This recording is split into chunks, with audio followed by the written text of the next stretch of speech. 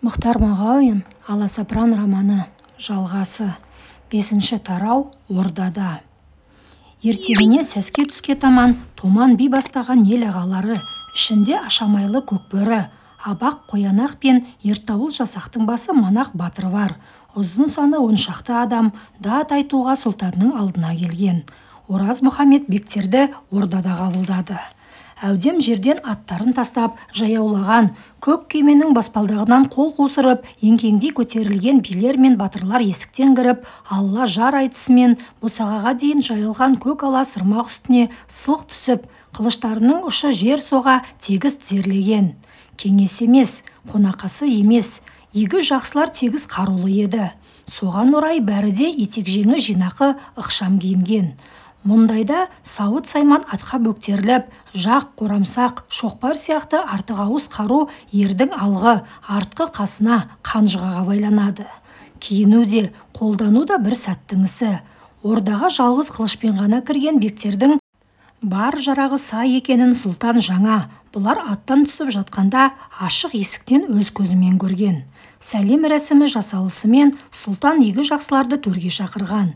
Әркім өзіне тиесілі орны, оң мен солға жайғасып отырған соң қымыз келді. Көлденең ешкім жоқ. Бектердің ішіндегі жасы кішісі сыптай сүйек ожаумен соза сапырып, күміс кеселерге толтыра құйды. Сұлтан кірпияз қимылмен дәм татқан соң аңқап келген жұртқа жол ашылған. Бірер аяқ ішіп, шөл ханар ханбастан әңгіме де басталып еді. Манақ батырдың негізгі топтан озған шолғыншы аламандары Ұлытаудың етегіне барып қайтыпты. Тебінде қалған жылқы дінаман, қыстың қаттылығына қарамастан шығынсыз көрінеді. Игі жақсылар бұл хабарды сұлтаннан бұрын естіген болса да, бәрекелді десіп, тегіс желпініп қалды. Мама биелер тегіс құлындаған, қулықтардың ішінде де құрсақтанғаны бар. Сұлтанға және бүкіл керейге тиесілі мал ғана емес, көршілес Арғын, Найман, Қыпшақ қостары да күйлі шығыпты. Бәрінің де бір басы екеуге айналған.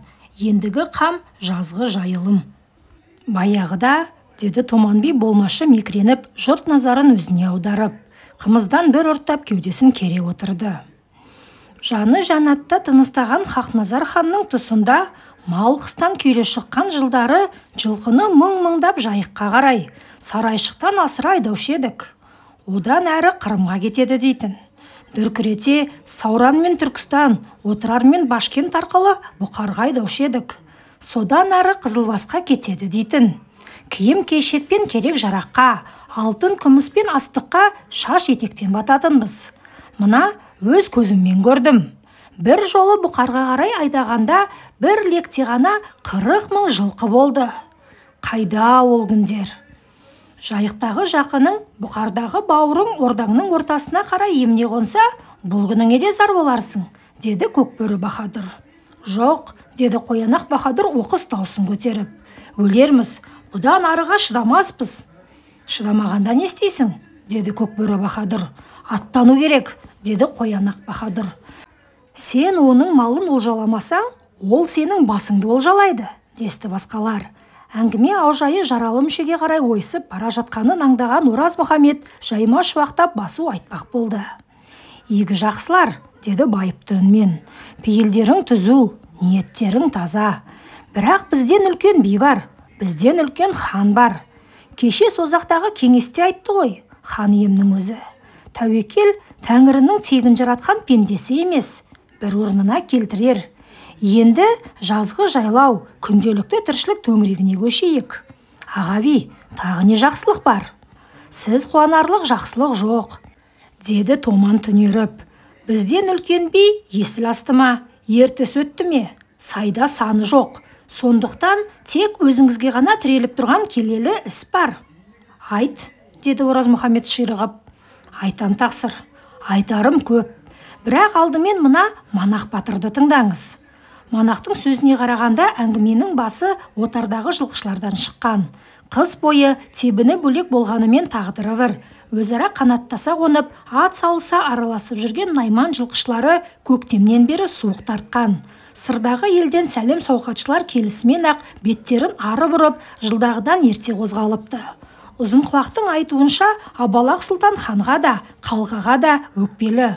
Ордасын ойран қылып шауып алармын депті. Бұл хан туралы айтқаны. Елінен айырармын, көлінен бездірермін депті. Бұл қалға туралы айтқаны. Ораз Мұхаммед өзінің бұрынғы көп сұлтанның бір емес, бас екенін, арқадағы бір ұлыстың ғана емес, Алаштың барлық ұлысының салмағын көтеруі қажет екенін жаңа ғана жанымен түйсінгендей. Көңілі соншама қоңылтақсып жүдеп қалды. Жауынгер болғанымен жасы кемел сұлтаннан мұндай сөз күтпеген. Әйтсе де сене қоймады, сыр бермеді. Бекер, деді зорлана күліп, бекер сөз батыр. Естіген құлақта жазық жоқ, деді Манақ. Мұның бәрі естігенім, бір құлақтан емес, талай құлақтан өткен сөз. Енді өз көзіммен көргенімді айтайын. Айт, деді Ораз Мұхаммед, айт көзіңмен көрсең. Манақ нақты танып көрмеген, алыстан қарасын шалған, бірақ қапысыз аңдаған. Әуелде бұларды қарауыл төбелердің басынан алыстан барлап, зым-зия жоғалып отырған біреулер байқалған. Кейін кіші тауға жақындағанда тобымен көзге түсіпті. Суыт жүріспен солтүстік батысқа қарай ойса келе шұбарға сіңіп кетіпті. Ізін саралағанда қосарында ереуіл аттары бар 100 қаралы адам. Кім? Қайдан келген? Не іздеп жүр? Жау екені анық, әйтпесе бой тасаламайды. Белгісіз жортуылшылардың бет алған жағы Абалақ сұлтанның көш жолы. Соған қарағанда наймандар соғысқа әзірленіп жатыр. Біз баяғыдан әзірміз, деді Қоянақ Баһадүр. Аттап көрсін, талқанын шығарайық. Соғысу жолы емес тақсыр, бәрі де өз жұртың, деді Көкбөрі Баһадүр. Сонда алдынан шығып, атының тізгініне оралу керек пе? Деді Қоянақ Баһадүр. Көргендеріңе күмәнім жоқ, деді Ораз Мұхаммед ойланып. Бірақ кім? Әлде жат жұрттан келген жаудың алғашқы көз құлағы ма? Әлде жол торып барымтаз деген қарақшы ма? Тек сендер айтқан найман емес. Жоқ, Абалақ сұлтан кәрі тарлан. Ақылынан алжасса да өз арысына қарсы шаппайды. Оның үстіне ант берді емес пе? Кеше ғана. Тақсыр, бір нәрсені ескермей отырсың, деді Томан би тамағын кенеп. Құдай атымен айтылған уәдені алғаш бұзған мына біз емес пе? Абалақ сұлтанның қызы далада жатыр ма еді? Неге сонша астық? Неге қорладық? Содан соң қылыш үстінде серт жүрмейді деген қазақ атамыз. Онда сол қылыш үстінде көрісеміз, деді Қоянақ.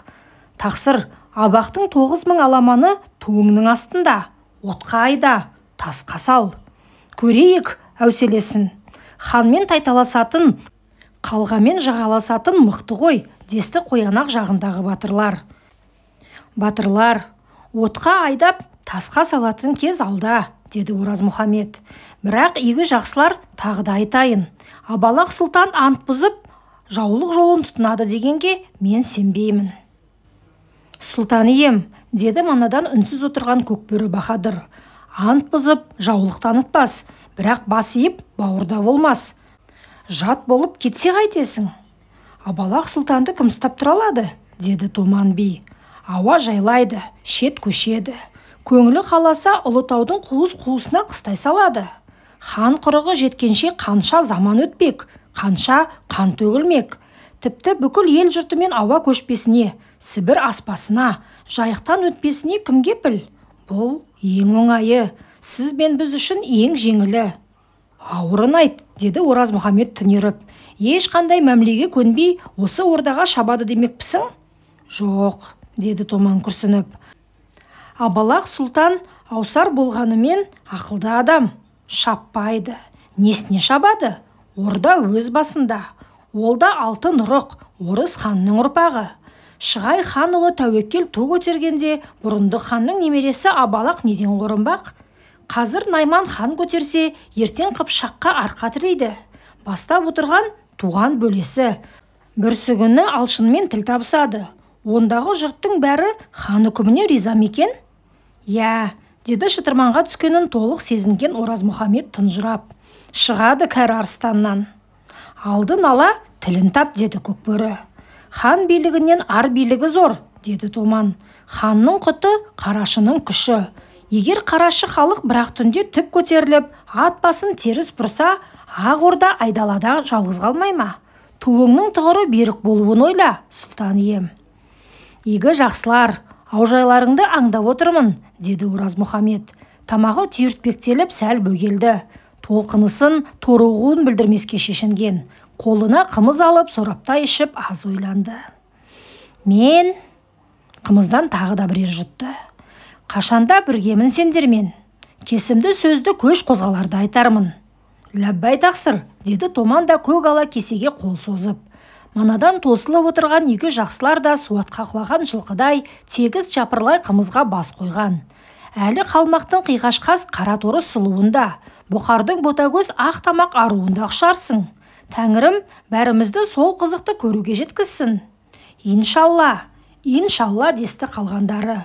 Көп атынан сөйлеген Томан би бірде қиялап, бірде тұспалдап бәрінде айтты. Енді әңгіме түгесілген шығар деп отырғанда жаңа бір кептің шетін шығарды.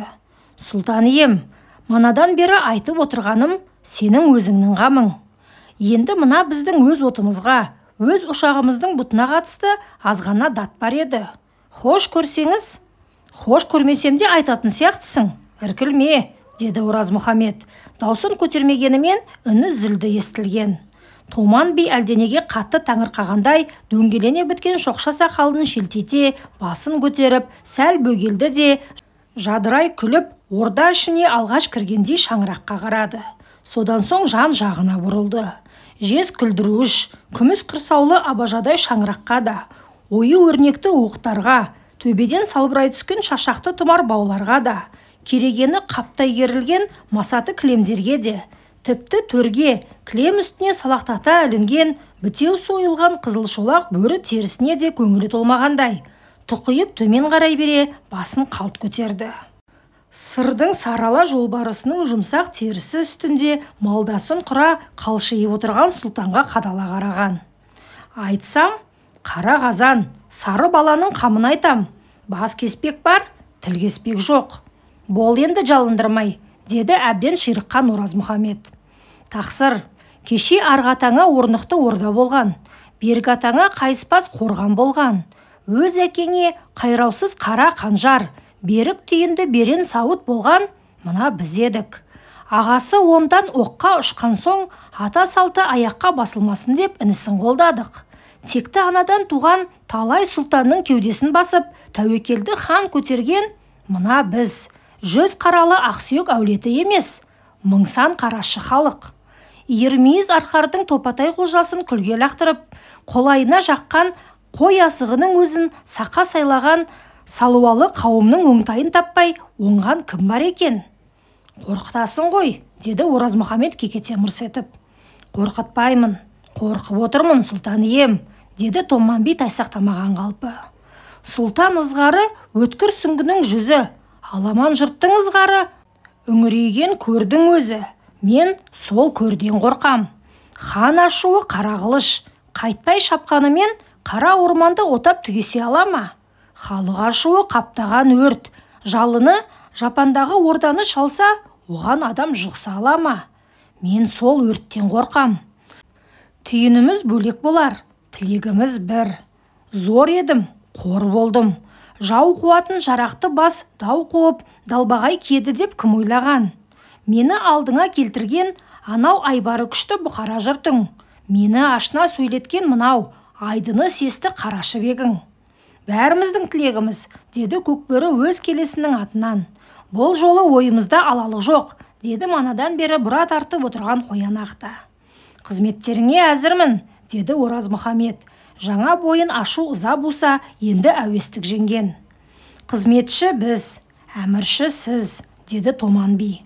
Бәріміз тәуекел ханның құзырындамыз. Әйтсе де, Тәңірінің пендесі болған соң, баламызға тиесілі несібені басқа біреу шайқамаса дейміз. Бабамыздан мұра қонысымызға басқа біреудің қосы тігілмесе дейміз.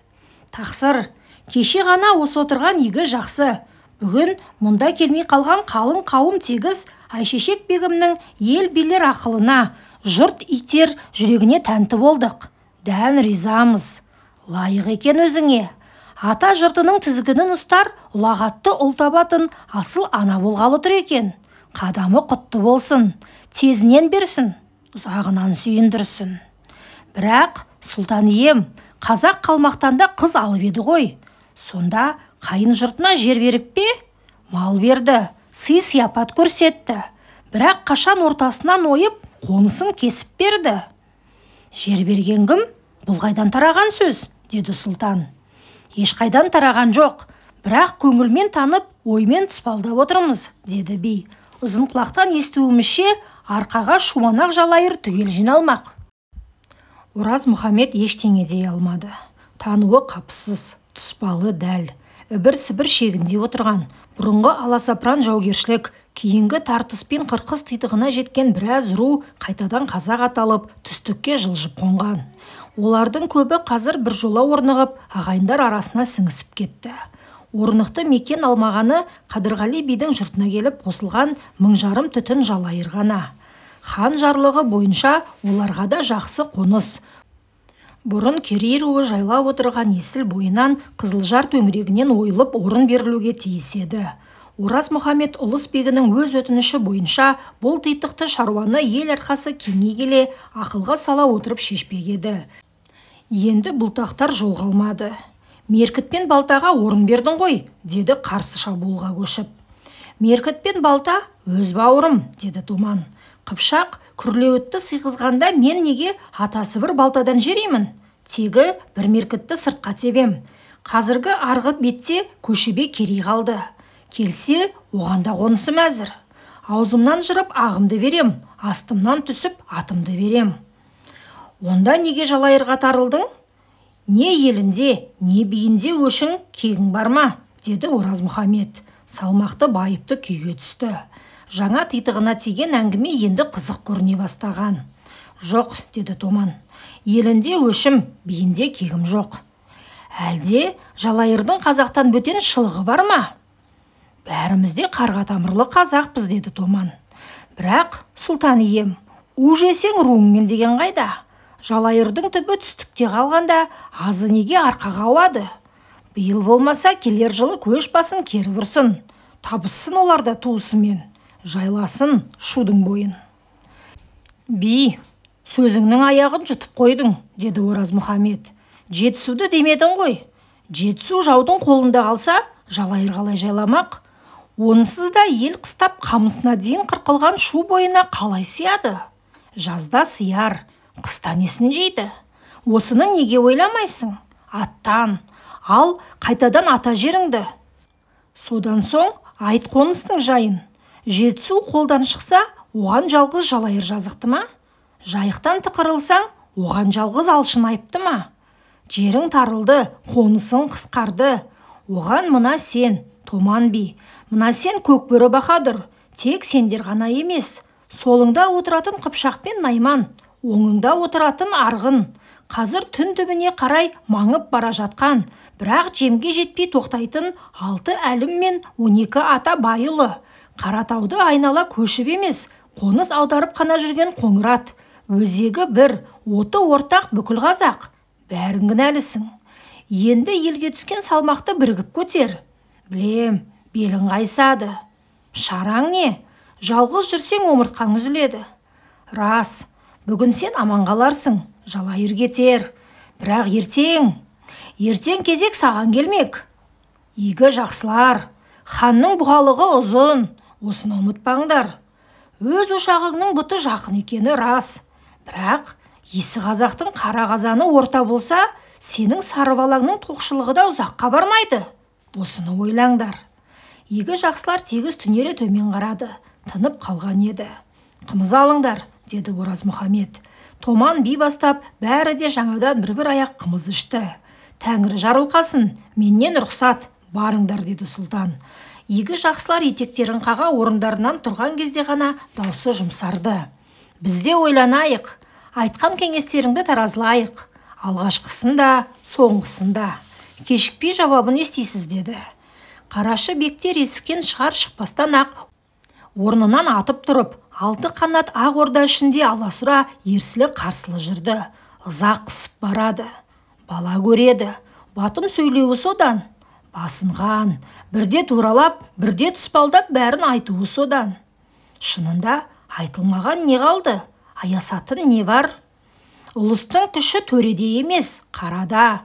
Хан мен сұлтан асса сақа ғана, қалай ату біздің еркімізде деді. Қолайымызға жақсаң төбемізге көтереміз.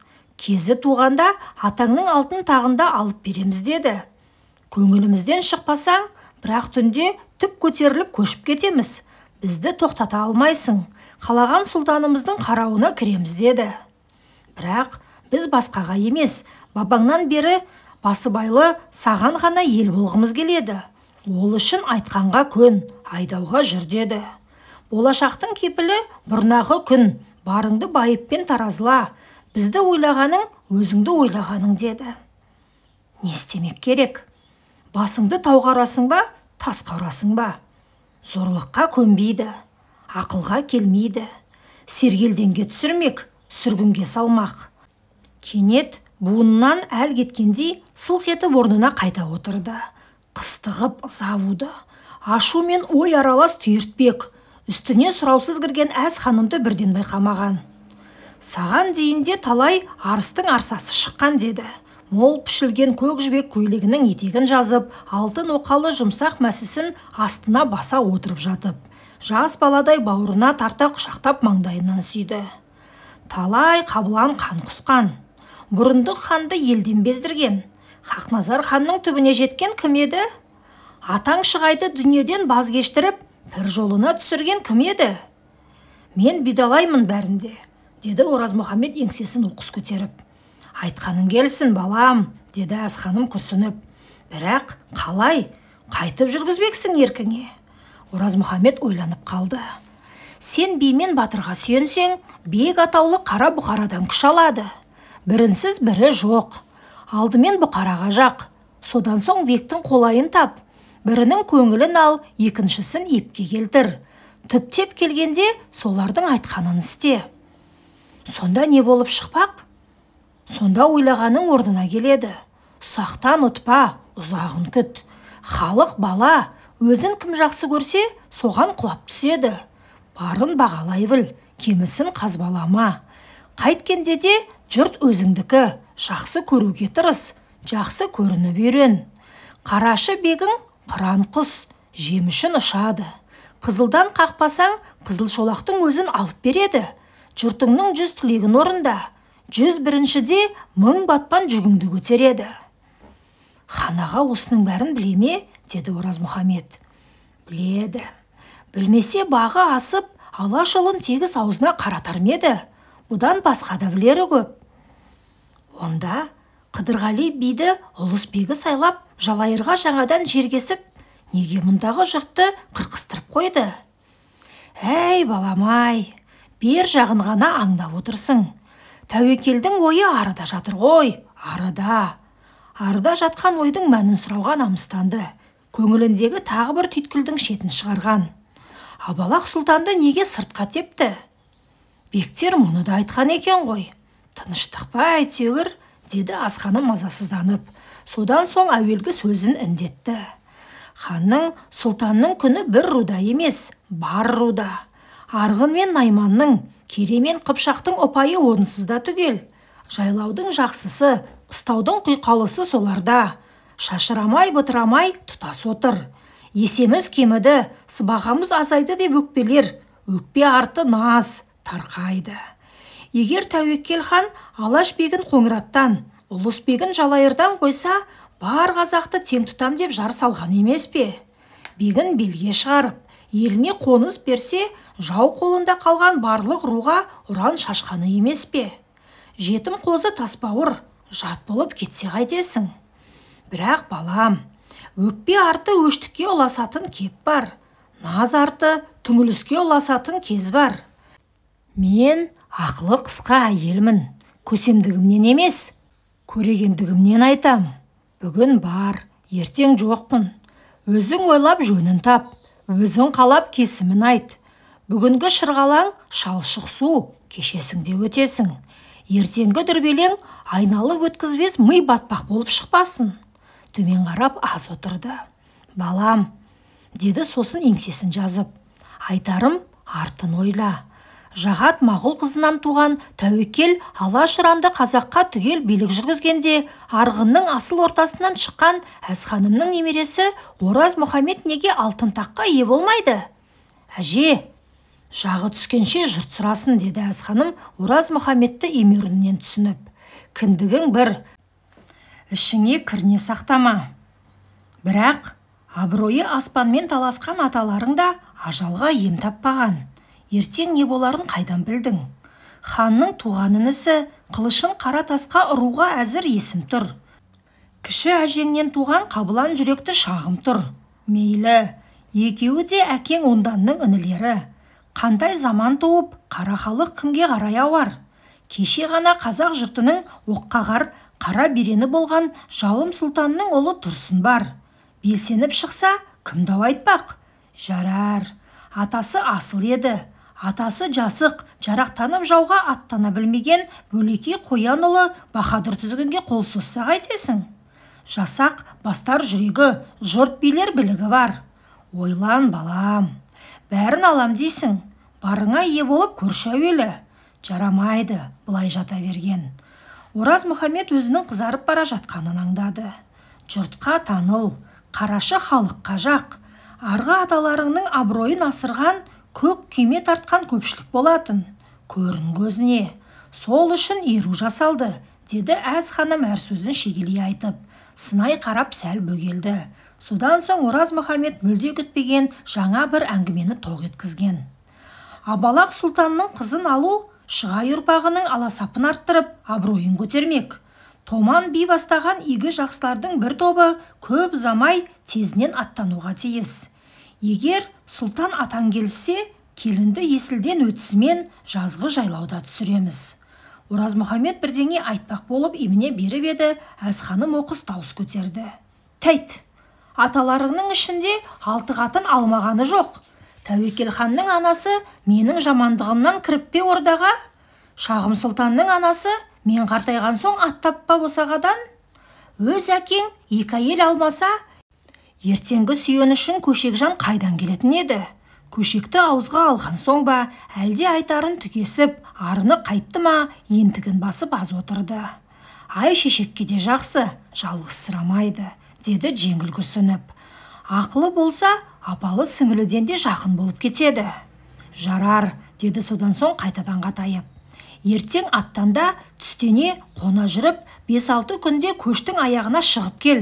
Құнысқан қалпында үнсіз қалған Ораз Мұхамедтің иығына сүйеніп орнынан тұрды. Айшешек бегімді ерте кет, деді бойын түзеп. Жасы кіші болса да, елдің ендігі анасы сол. Көрсін, көрінсін. Бәрі де мені бала санайды. Бәрі де сыртымнан келісіп алған. Ораз Мұхамедтің басына басқа ой келген жоқ. Алайда мана бектер аттанғаннан соңғы ыза сап болған. Тек шарасыздық, дәрменсіздік қана бар. Әйткенмен басқа жол жоқ екенін де түйсінген. Бұлдыр болса да нақты сезінген. Кенет жер бауырлай жата қалып жылағысы келді. Бірақ бала кездегідей жылаған жоқ. Буынын бекітіп орнынан тұрды. Орданың төріндегі түймелі терезенің қақпағын ағытты. Өзінің көк күймесі. Күйме есігінің алдында текшеде Айшешек пен Көшек асық ойнап отыр. Екеуі де мәз. Кенет сақасы алшы түссе керек. Көшек жеңгесімен екеуінің ортасында шашылып жатқан асықты түгел сыпырып алды. Сұлтан ағасын сол кезде ғана көрген. Бізге кел, асық ойнаймыз, деген қудалада тұрғандай айғайлап. Ораз Мұхамед Айшешекте қосыла шақырама деп еді. Шақырған жоқ. Сүзіле қарап, наздана жымиғанда қойған. Ұзын мойнын әсем бұрып, қайнысына бірдеңе деді. Я, момын сары, ел ағасы сұлтан ойнайтын асықтың жөні бұдан гөрі өзгешерек. 6 тарау. Ат үстінде. Шығыс жақ қызыл шапақпен нұрланған сәтте сұлтанның көк күймесінің алдына құйрықтары өріліп, кекілдері үкіленген. Бірі жақыт орнатылған, күміс шапқан үйрекбас ерлі, жалпақ өмілдірігі мен әшекелі құйысқанының шашақтары төгілген. Бірі мереземен безендірілген, биік алтын қасты жайпақ ерлі, алтын оқалы көк кежім жабылған 2 ат тартылды. Алғашқысы аңсағай, кең сауыр, Күдіс белді жонында айқын қоңыр жағалы бар, түр түсі өзге аттардан бөлек, азбан сұр аталатын арғымақ еді.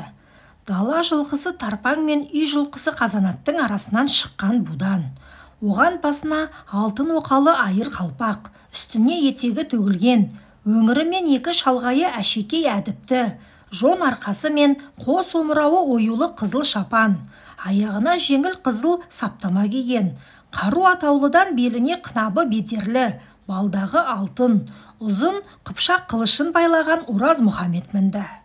Екінші арғымақ бітіс болмысы азбан сұрдай зор болмағанымен аса көрнекті, ешкі басты, жұмыр, қысқа мойынды, сирақтары сида, тұрқы биік, түгі мақпалдай жылтыраған қарағасқа. Бұл будан емес, көшпенділер жылқысының көне нәсілі, жорықта берік, жарыста жүйрік қазанаттың өзі, түменге танылған томаға көз аталатын атақты сәйгүлік еді. Оған басына үкісі шоқты, бойлығына маржан төңілген, желкелігі өрілмей бос жіберіліп, үш бүктеп түйілген, қолаң шаш сыртынан киілген, жаурын ортасына түскен шашқаппен ұласатын биік сұлама бөрік, үстіне 5 етек көк торғын көйлек, қынамабел күдері қамзол, аяғына шашақ оқалы биік өкше, қайқы тұмсық көк етік киген Айшешек бегім мінді. Екеуінің соңынан ақ сүңгі, қызыл жалаулы ұзын найзаларын көкке қарата тақымға басқан, үстеріне жеңіл бектер сауыт киген, қылышты, оқ толы қорамсақ, емек жақты 30 қаралы жасауыл ерді. Сарысудың бойына бытыса біткен, теректі, қайыңды емен, үйеңкілі қалың тоғайдың ар жағындағы күлгін көк жасықтың қиыр шетінен төңкерілген қазандай қып-қызыл күн шыққанда Ораз Мұхамед ат басын көлеңке бетке бұрды. Астындағы азбан сырдың сирағынан бастап созылған, өзіне ұласа бере, әлдеқайда барып жоғалатын ұзыл сүлдені қызықтағандай сәл іркілді. Қарсы алдындағы кең жазыққа қараған. Жаңа көтерілген күн сәулесімен қызыл толқындана құлпырған боз жусанды кең дала.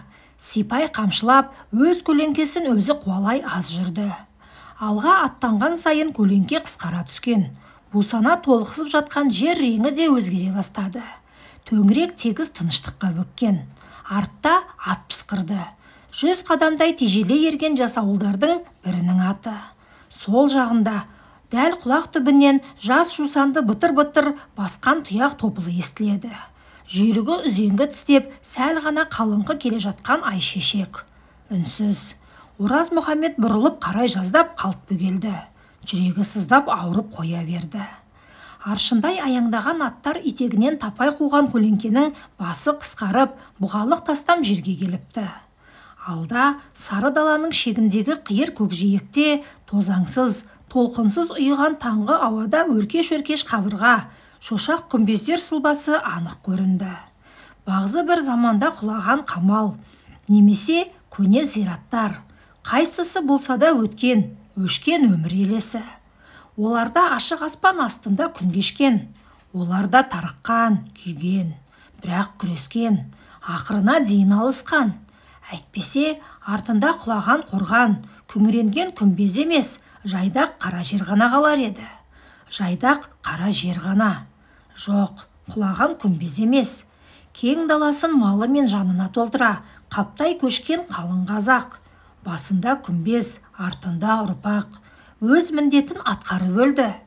Ендігі кезек сенікі. Ал сен өз басыңның күнделікті күйкі тірлігінен асалмай жүрсің. Кенет өзінің бар болмысы, тірлік тынысы соншалық қораш көрінген. Ен далада да әдеп сақтап, тым құрса қатарласпай, ауыздық кере бас шұлғыған атының тізгінін іркіп, қанжығалас келе жатқан, ешқандай жазығы жоқ Айшешекті соншалық алыс, соншалық жат көрді. Жек көрді. Қолын байлап жүрген сол, алдынан талқы құрған сол. Бұлдаса бас, жігіт емес, сұлтандық қайда, азаматтықтың өзі жоқ. Іші алай-түлей болып кетті. Қасындағы серігінен аулақтағысы келгендей тізгін тарта тебінді де, оқырана кісінеп, көкке атыла қарған атының жалын құша, сауырға батыра қамшы ұрды. Онсыз да табаны қызып келе жатқан азбан сұр Жер топылта аттаған сайын дүбірге дүбір қоса арындай шапқан. Алайда Ораз Мұхамед енді ғана қыза бастаған атының тізгінін жиып, түндік бойынан озған күнді сол қапталға ала түстікке бет бұрды. Айшешек бегімнің әуелгіден бір тұтам жақындамай, бір қадам қалмай, дәл қасында келе жатқанын сонда ғана аңдады. Бірақ өзінің жанды көлеңкесіне айналған қызғаншақ ханымға емес, бір шама артта қалған ерудегі ауыл жаққа қараған. Жас кезінен көзіне қанықты сурет мүлде басқаша мәнде көрінген. Бұрын бала еді. Хан немересі болса да бала. Енді ел ағасы, жұрт ағасы. Кең жазықты қақ жарып аққан тоқ арналы сарысудың ұзына бойын құлдай біткен қалың тоғай үсті кей тұста шудалана аспанға өрлеген. Кей тұста үйірле жайылған көк түтін. Қарауыта мұнартқан тоғайды бірде ары sıра сұғынып, бірде бері тарта, иіле шалқайып, ұзынан ұзақ созыла, жолақтай көмкерген жасыл шалғын үсті алып, самұрықтың жұмыртқасындай жыпырлаған киіз үйлер. Көбі арбамен тұтас жасалған көк күйме, біразы арбадан алып салмалы көтерме, бәрі де әппақ. Үш қатар болып ұзынан ұзақ тігілген. Кей тұста шоғырлы, аумақты көрінеді. Бұл батырдың, не бидің көк күймесі орнаған күрен түтіндердің қою жері де сол шама. Әуелде арасы үзілмей, шұбатыла созылған үйлердің бергі бетінде малда, адам да жоқ еді. Аздан соң қараң-құраң, жанасалай шапқан бірлі жарымды атлар көріне бастады. Уақыт озған сайын күреңдердің арасында ерсілі-қарсылы жүйткіген шапқыншылар қарасыны молая берді. Ақыры ілгеріде тұрған көк күймелер мен көтермелер шоғыры тым аумақты күреңдердің бірінен 20 шақты атты шықты да сұлтан тобының жолын қиып көлденеңдей шапқан. Артта екі арқан бойы жерде келе жатқан жасауылдарға да жан біткендей. Саржеліспен суыт келе жатқан сұлтанның алдына түспегенмен, қарсыдағы топпен араға қыстырылуға әзір қалыпта, көлденеңдей озды. Аралық тез қысқарды. Сұлтан ат басын бұрмағанмен, қырындай шапқан белгісіз кісілер көп ұзамай-ақ қарсы алдан шықты. Күнге шағылысқан шошақ төбе дулығалары, жарқыраған берен, мұздай көбе, сұп-сұр бадана сауыттары, аттарының маңдайын, сауырын жапқан болат қияр, омырауын, мойнын, қос бүйірін бүркеген көп қаптамалар бұл топтың түгел аламан екенін әйгіледі. Осы айдынты жұрт ішінде айрықша көрінген. Астында есік пен төрдей бурыл аты бар Абақ ағасы Қоянақ Баһадүрді Ораз Мұхамед бірден таныған. Қарсы топтың арыны қатты, әрі тегіс қарулы болғанымен сұлтан суыт жүрісінен танбады. Кенет созыла шауып келе жатқан аламандар тобы бытырай жазылды да алдыңғылар ат басын ірікті. Соңғылары қатарға жетісімен қарулары саудырап тегіс аттан түсті. Ораз Мұхамед сонда ғана тізгін жиған.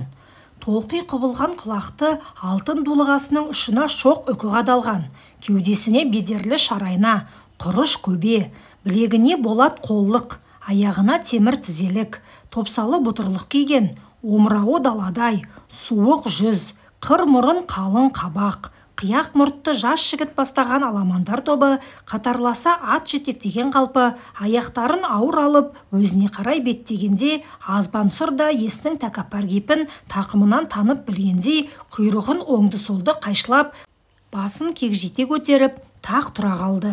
Айшешек бегімде қатарласа бере, тұлпарының мойны иіле тоқтаған. Аламандар тобы есік пен төрдей қалғанда тежелді. Алла жар, деді бірер аттап барып, оза тоқтаған Қоянақ Баһадүр екі қолын кеудесіне айқастыра басын болмашы ғана изеп. Қалғандары да қол қусырып жамырай сәлемдесті. Алла жар, Алла жар.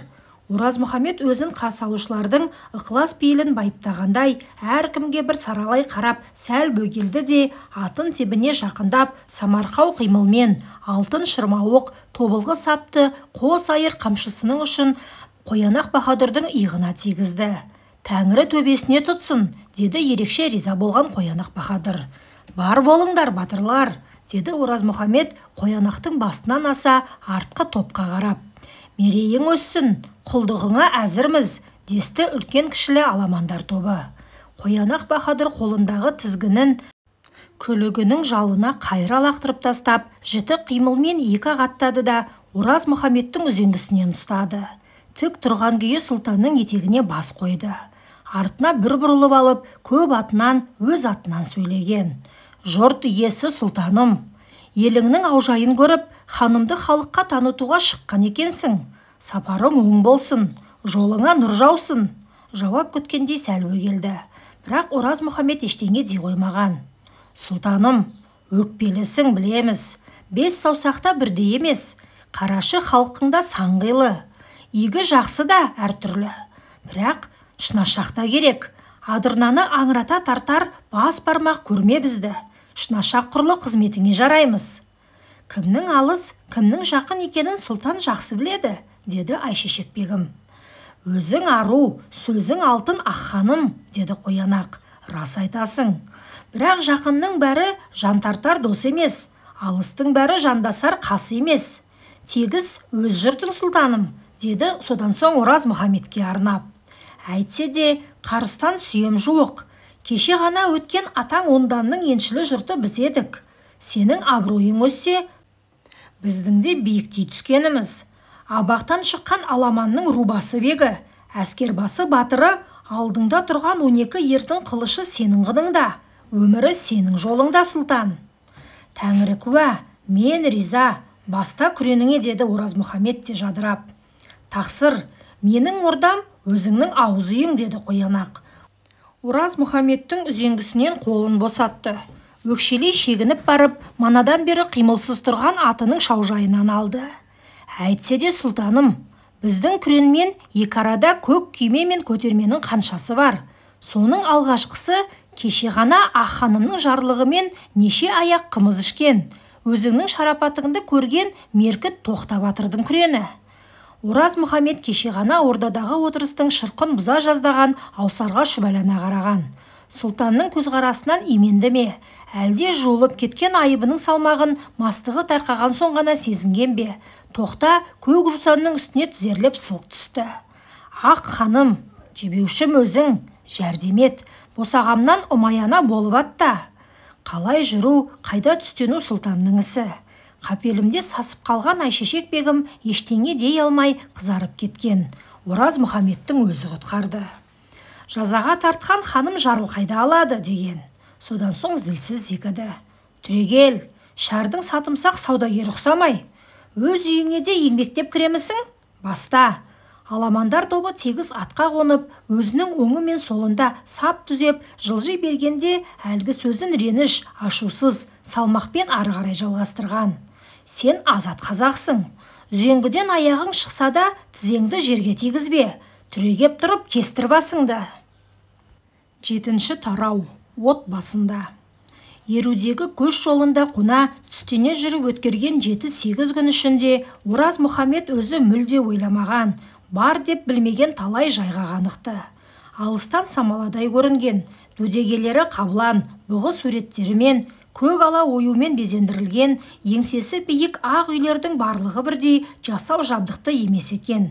Көтермелердің көбінің туырлық түндігінің өзі түгелдей, жаңа басылған ақ киіз емес, ыс шалған, тоза бастаған.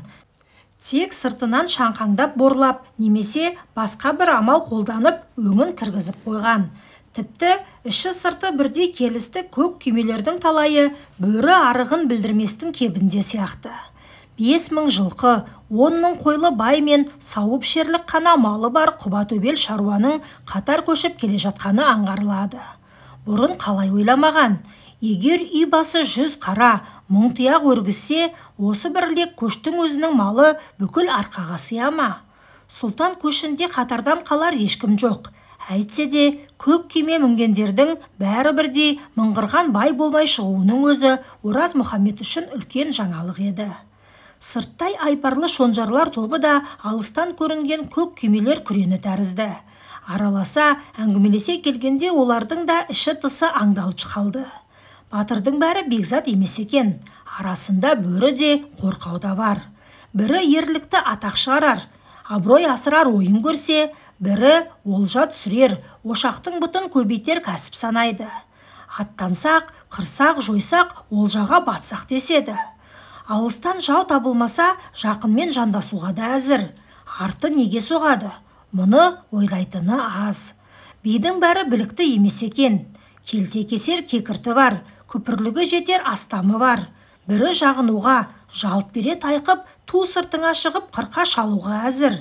Өз басынан бөтен қамы жоқ. Бірі теке тірестен тайқығанымен кеуде көрсетуге бейім, өз ығына жүргізуге құмар, өз келесінен басқа жайы жоқ. Ақыр түбі неге апарады? Мұны пайымдаушы аз. Әйтсе де, әр руды ақтап, ел тірегі саналатын шонжарлармен оңаша сұхбат, ойын сауық үстінде өткен аз ғана күн ішінде бір талай жақын дос тапқан. Өзінің жалғыз емесін білген. Тағы бір білгені хан үкімі күшті екен. Арада қаншама алғымағайып заман өтсе де, Қасым ханның қасқа жолында айтылған хан қасында қарашы, сұлтан тізгін, би ауыздық, батыр қамшы деген қағидалар өз күшін жоймапты. Қалай қарай қиялап салса да, өз еркіне көндіретін тізгін бар. Ол тізгін хан қолында екенін ұмыта алмайды. Соза тартқанымен бой үзіп кетпейді. Тек тізгінді өзі қалаған жаққа бұруға тырысатын сыңайы ғана танылады. Бірі айламен, еппен, бірі атақ айдынымен сұлтанның әр ісіне ықпал еткісі келеді. Алдауға түспесін, айбардан ықпасын аңдағандары көңілін табуға, қолайын алуға ұмтылады. Сұлтанның ықыласы кімге ауса, соның көші оңалатынын енді ғана ұққандай, өзара бәсеке жарысқа түскен. Ораз Мұхамед өз күші неде екенін, хан қайраты қайда жатқанын жаңа ғана кәміл пайымдады. Алайда шарасыз күйге, дәрменсіз кепке түсуі оп-оңай екенін естен шығармаған. Сондықтан өтініш айтушыларды жүре тыңдап, жылы шыраймен ұзатқан. Тілек білдірушілердің көңілін қалдырмай, ұзын арқан, кең тұсауға түсіріп кеткен. Түптеп келгенде, кеше ғана ордаға кердеңдей кіріптар адамындай қаншама талап артқан билер мен батырлардың біразын өзіне борыштар етіп қойды. Әскердің күші аламанның ауыз бірлігінде болса, хан мен сұлтанның күші қарашы бектердің алалығында екен. Сағат сайын күшейіп, ісі оңғарыла бастаған сұлтан өзін көреген саясатшы. Кемеңгер көсем санамағанымен де марқайып мардымсып қалды. Ол ханның да, сұлтанның да талайын көрген.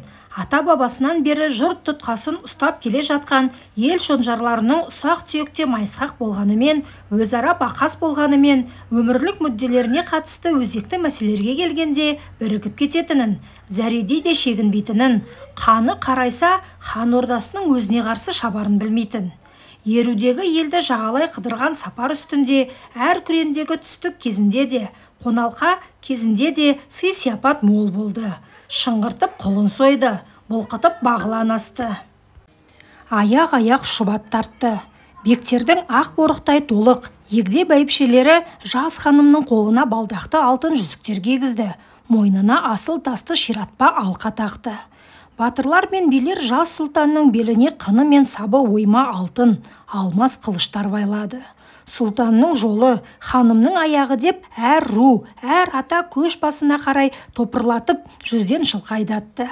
Әр күрен басқадан байлығын ғана емес, сән салтанатын, өнерінде арттыруға тырысқан. Дәулескер домбырашылар мен қарт қобызшылар күй шалған, қаз дауысты жыршылар көне хикаяларды толғаған. Таң-таңға қосылды, күн-күнге ұласты.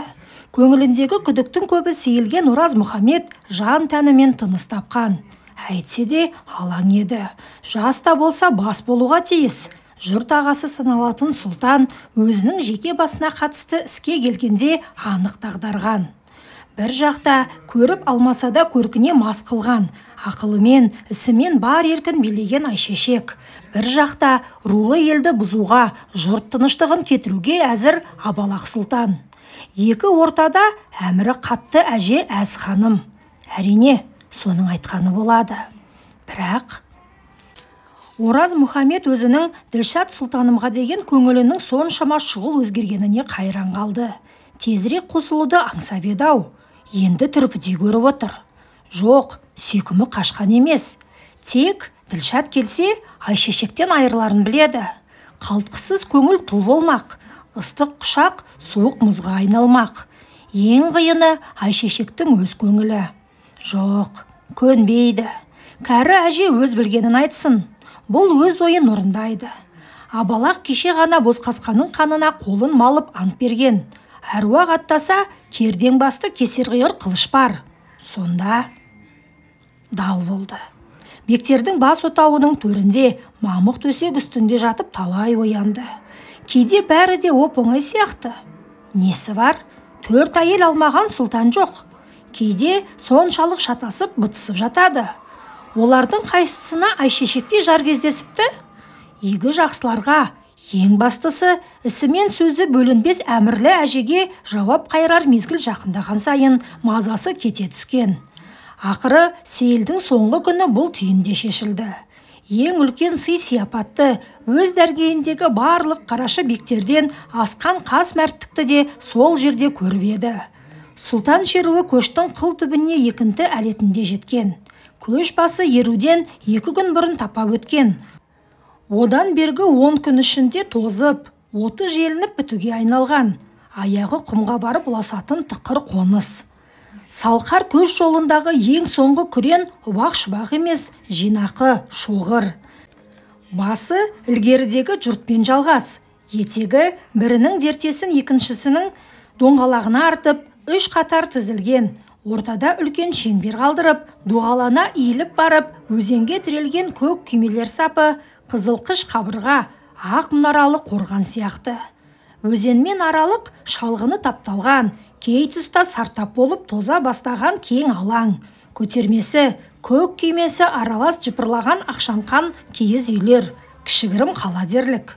Жүздеген жер ошақтан шыққан көк түтін кешкі тымық ауада шұбала өрлеп, шырқау биікке бой созады. Өрлеген сайын батар күн сәулесімен күреңіте береді де, жайыла келе ақ шаңқан шаһар мен ашық аспан арасына шымылдық болып тартылады.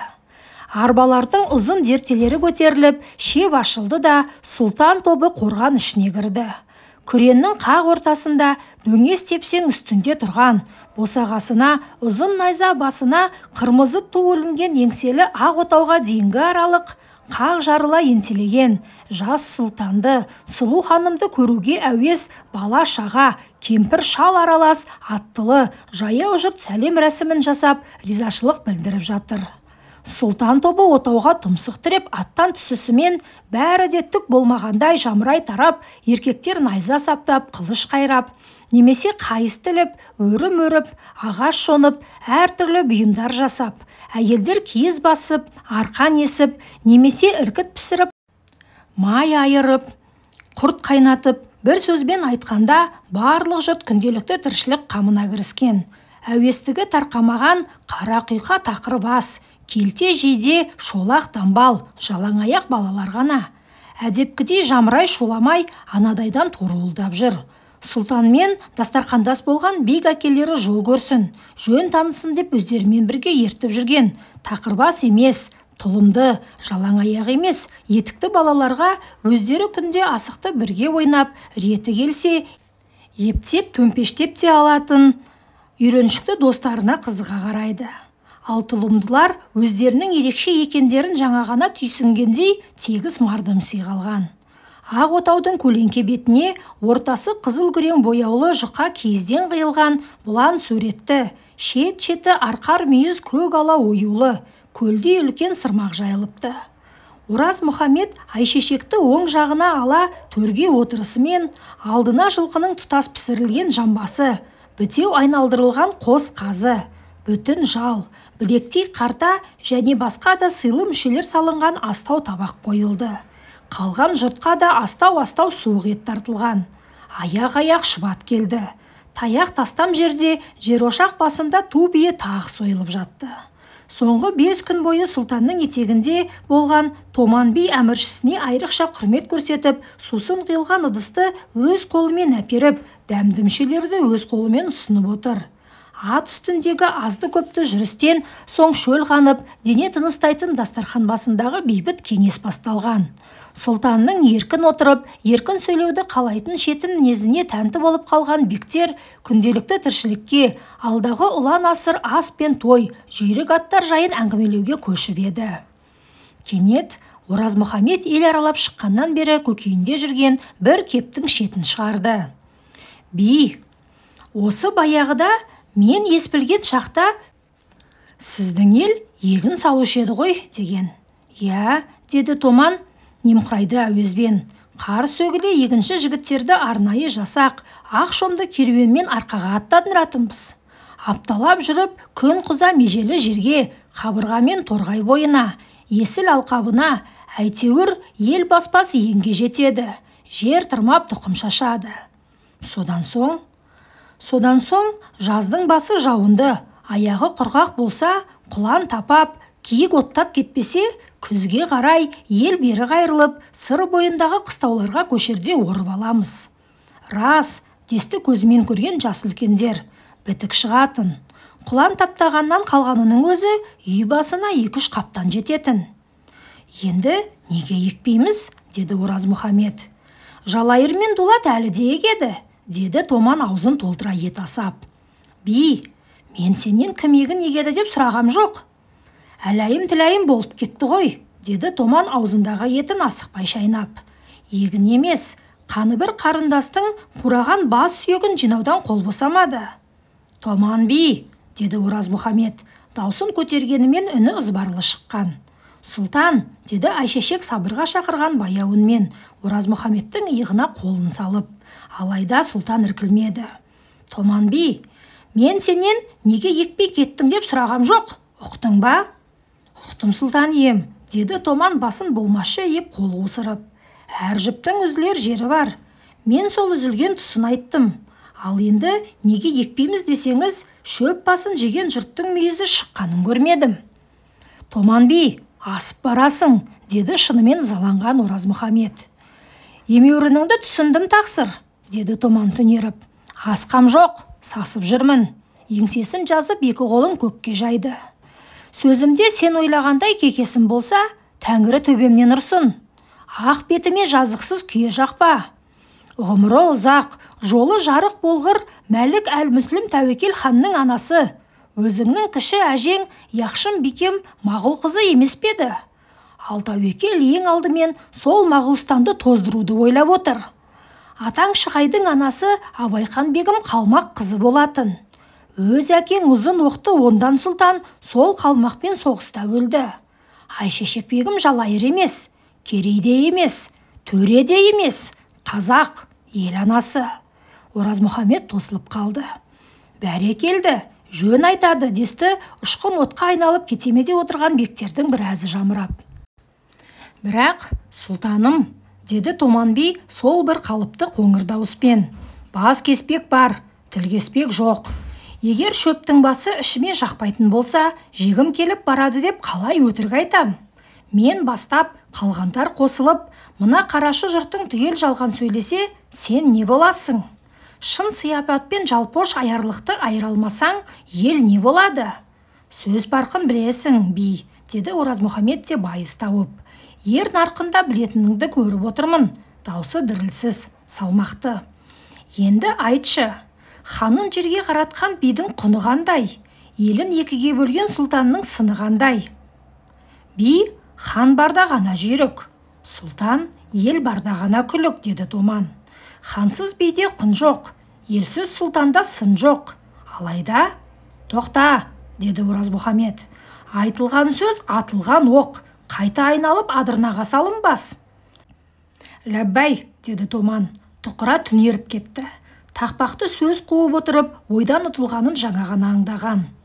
«Егі жақсылар», деді Ораз Мұхамед сөз аңғарын енді аңдап, бірі аңдамаған, жаппай тоқыраған көпшілікке қарап.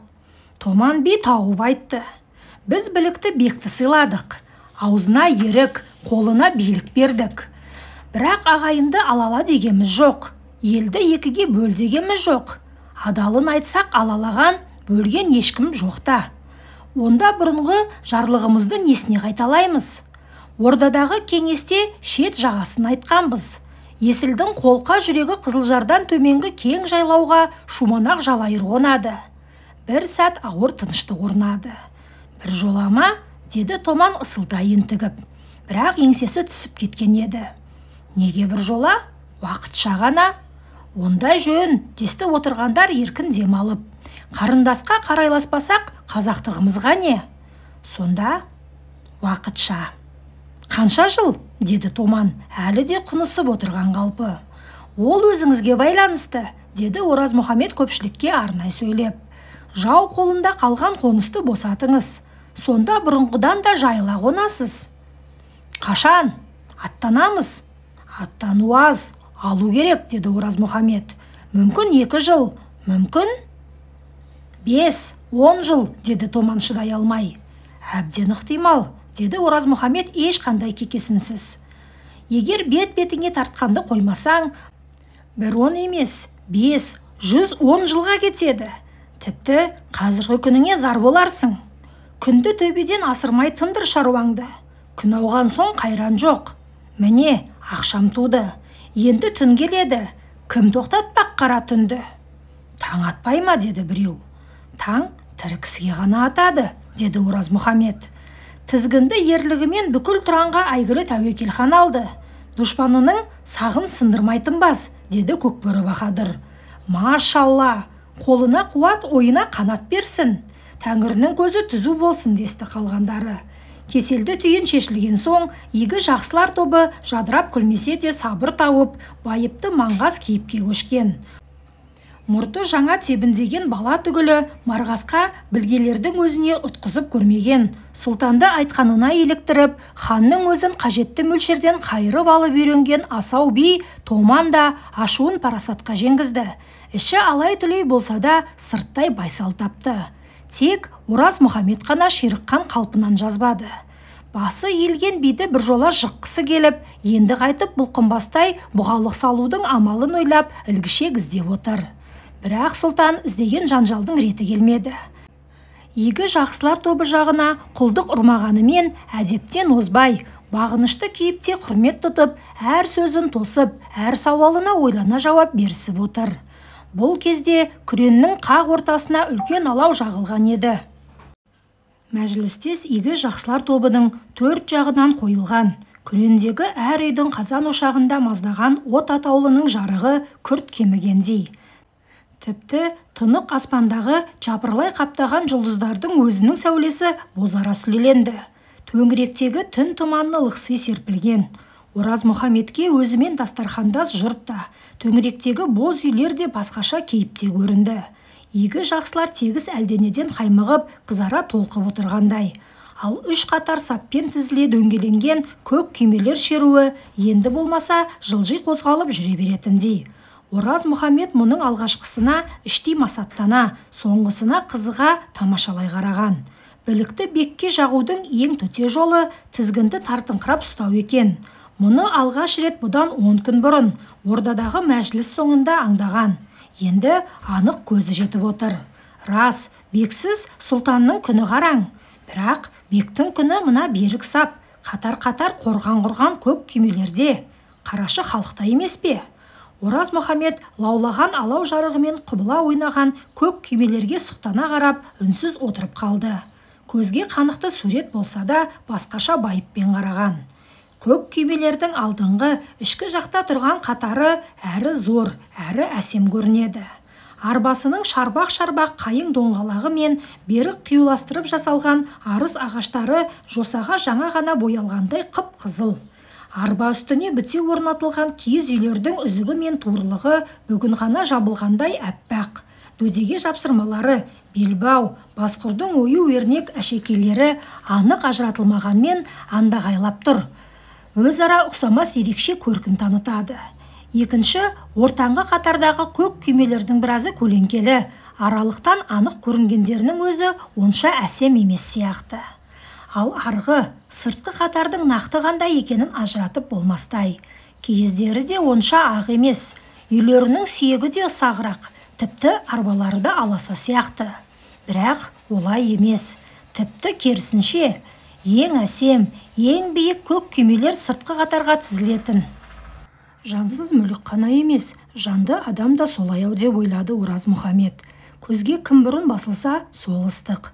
Алыстағы ағайынның асқаралы қасиетін көрмей, білмей жүре беруге мүмкін. Мына отырған білікті бектерге ешқашан жауласпаған, дауласпаған. Бірақ шет көшіп, қиыр жайлаған жалайырдан тайталасып, төбелесіп бірге өскен Найман жақын болып тұр. Жоқ, мәселе онда емес. Оның мәні басқа. Жеке адамдарды алайық. осылардың өзі. Бұлардың қасиеті дұрыс емес, әркім өз орнында. Бірақ беделі неден? Томанды өз келесінен асқан көсем, жұрттан озған шешен дейік. Қалғандары неге жоғарылы төмен отыр? Орындарын ауыстырса болмайды екен. Бек білігімен емес, билігімен, қарауындағы бұқараның білегімен күшті. Міне, балта бегі төмен отыр. Жасының кішілігінен, ерлігінің кемдігінен емес, руының аздығынан. Сибан бегі жоғары отыр. Ақылы асқанынан емес, аламанының айбарынан. Абалақ сұлтан ханның өзіне қыр көрсетті. Ерлігі де, есерлігі де бар шығар. Бірақ оған күш берген артындағы қалың найман. Сенің шіреніп отыруың да осы жұртыңның арқасы. Басқа тебе берме. Тек сенің жұртың бір тайпа емес, бүкіл қазақ. Кенет көк күймелердің ақ күмбездерінің арасынан сығалай жамыраған жарықтарды көзі шалды. От, көп от, малшы емес, ерулі ел. Би, елшеті осы емес пе? Деді Оразмұхамет Томанға бұрылып. Әлбетте, деді Томан. Онда анау көрінген оттар кімдікі? Біздің ел емес, деді Томан. Сонда кім? Уақ. Сіздің ел емес екен, деді Оразмұхамет көзі ұшқын атып. Сірә біздің ел болар.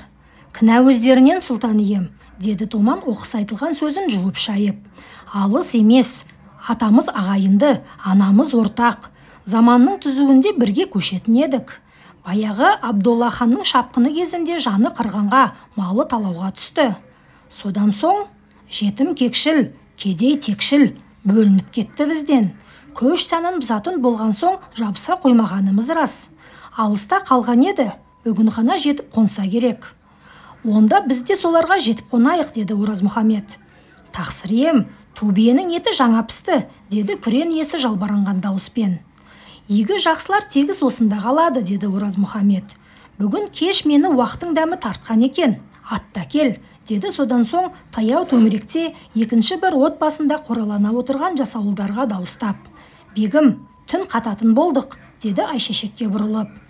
Апырай, деді күрен ағасы жер болып, не айтарын білмей санын соқты. Рахмет, деді Айшешек те орнынан тұрып. Ошағыңыздың басынан дәм таттық, ризамыз. Алда талай дастархан бар, келеміз тағы.